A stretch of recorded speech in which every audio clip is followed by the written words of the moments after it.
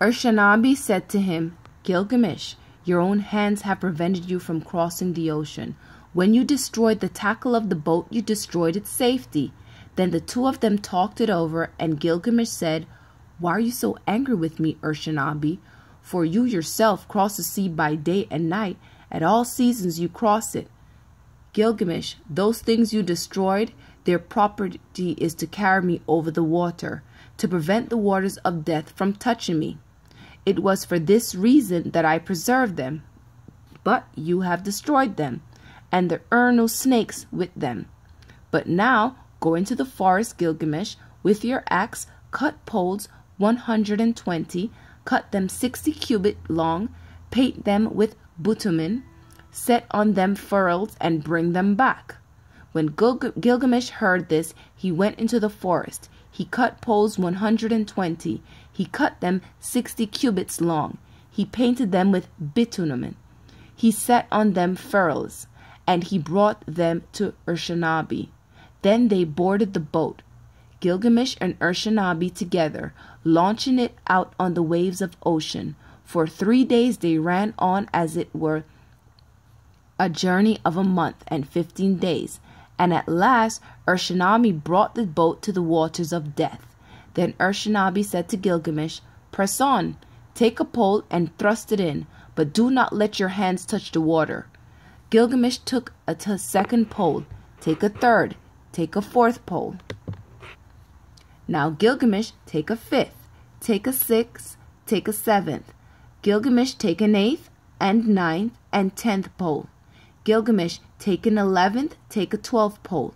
After 120 thrusts, Gilgamesh had used the last pole. Then he stripped himself. He held up his arms for a mast and his covering for a sail. Sir Urshanabi the ferryman brought Gilgamesh to Utnapishtim, whom they call the Faraway, who lives in Dunam at the place of the sun's transit, eastward of the mountains. To him alone of men the gods have given everlasting life. Now Utnapishtim, where he lay at ease, looked into the distance, and he said in his heart, musing to himself, Why does the boat sail here without tackle and mast? Why are the sacred stones destroyed? And why does the master not sail the boat? That man who comes is none of mine. Where I look, I see a man whose body is covered with skin of beast. Who is this who walks up the shore behind Urshanabi? For surely he is no man of mine. So Utnapishtim looked at him and said, What is your name? You who come here wearing the skins of beasts, with your cheeks starved and your face drawn. Where are you hurrying to now? For what reason have you made this great journey, crossing the seas whose passage is difficult? Tell me the reason for your coming. He replied, Gilgamesh is my name. I am from Uruk, from the house of Anu. Then Utnapishtim said to him, If you are Gilgamesh, why are your cheeks so starved and your face drawn? Why is despair in your heart and your face like the face of one who's made a long journey? Yes, why is your face burnt with heat and cold, and why do you come here, wandering over the wilderness in search of the wind? Gilgamesh said to him, Why should not my cheeks be starved by my face drawn? Despair is in my heart, and my face is the face of one who has made a long journey. It was burned with heat and with cold. Why should I not wander over the pastures? My friend, my younger brother, who seized and killed the bull of heaven and overthrew Humbaba in the cedar forest, my friend who was very dear to me and endured dangers beside me, Enkidu, my brother, whom I loved, the end of mortality has taken him. I wept for him 7 days and nights till the worm fastened on him. Because of my brother, I am afraid of death. Because of my brother, I strayed through the wilderness. His fate lies heavily upon me. How can I be silent? How can I rest? He is dust, and I shall die, also be laid in the earth forever. Again Gilgamesh said, speaking to Utnapishtim, It is to see Utnapishtim, whom we call the Faraway, that I have come this journey. For this I have wandered over the world. I crossed many difficult ranges. I have crossed the seas. I have wearied myself with traveling. My joints are aching, and I have lost acquaintance with sleep, which is sweet. My clothes were worn out before I came to the house of Siduri. I killed the bear and hyena, the lion and panther, the tiger, the sage, the ibex, all sorts of wild game, and the small creatures of the pastures.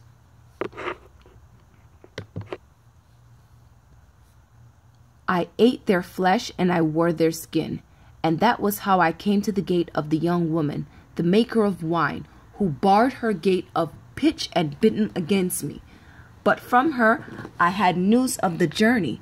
So then I came to Urshanabi the ferryman, and with him I crossed over the waters of death. O Father Utnapishtim, you who have entered the assembly of the gods, I wish to question you concerning the living and the dead. How should I find life for which I am searching? Utnapishtim said, there is no permanence. Do we build a house to stand forever? Do we seal a contract to hold for all time? Do brothers divide an inheritance to keep forever? Does the flood time of rivers endure? It is only the nymph and the dragonfly who sheds her lava and see the sun in his glory. From the days of old there is no permanence. The sleeping and the dead, how alike they are. They are like a painted death. What is there between the master and the servant when both have fulfilled their doom? When the Anunnaki, the judges, come together, and Mameton, the mother of destinies, together, they decree the fates of men. Life and death they allot, but the day of death they do not disclose. Then Gilgamesh said to Utnapishtim the faraway, I look at you now, Utnapishtim, and your appearance is no different from mine. There is nothing strange in your features. I thought I should find you like a hero prepared for battle, but here you take your ease on your back. Tell me truly, how is it that you came to enter the company of the gods and possess everlasting life? Utnapishtim said to Gilgamesh, I will reveal to you a mystery. I will tell you a secret of the gods. The story of the flood. You know the city Shuruppak? It stands on the banks of Euphrates. That city grew old, and the gods that were in it were old. There were Anu, lord of the firmament, their father, and warrior Enlil, their counselor, Ninurta the helper, and Inugi watcher over canals, and with them also was Ea. In those days the world teemed, the people multiplied, and the world bellowed like a wild bull, and the great god were arise by the clamor. Enlil heard the clamor, and he said to the gods in council, the uproar of mankind is intolerable, and sleep is no longer possible by reason of the babel. So the gods agreed to exterminate mankind. Enlil did this, but Ea, because of his oath, warned me in a dream. He whispered their words to my house of reeds. Reed house, wall, O wall, hearken, reed house, wall, reflect. O man of Shuruppak, son of Abaro Tutu, tear down your house and build a boat. Abandon possession and look for life. Despise worldly goods and save your soul alive. Tear down your house, I said, and build a boat. These are the measurements of the bark as you shall build her. Let hex beam equally length. Let her decks be roofed like the vault that covers the abyss. Then take up the boat, the seed of all living creatures. When I had understood, I said to my Lord, Behold, you have commanded, I will honor and perform. But how should I answer the people, the city, the elders?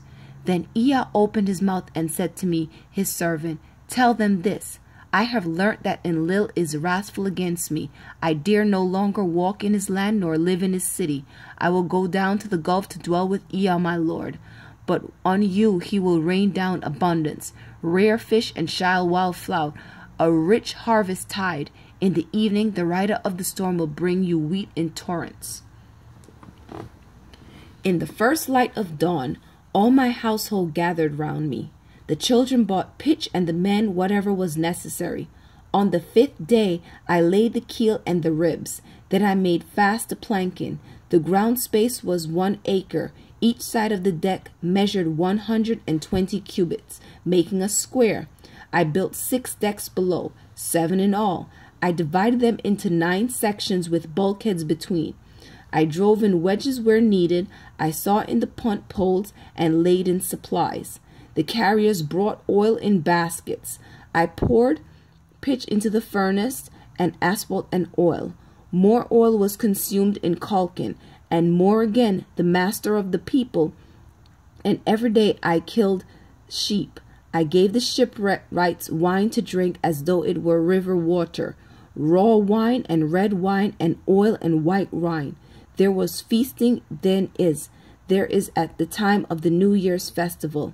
I myself anointed my head. On the 7th day the boat was completed.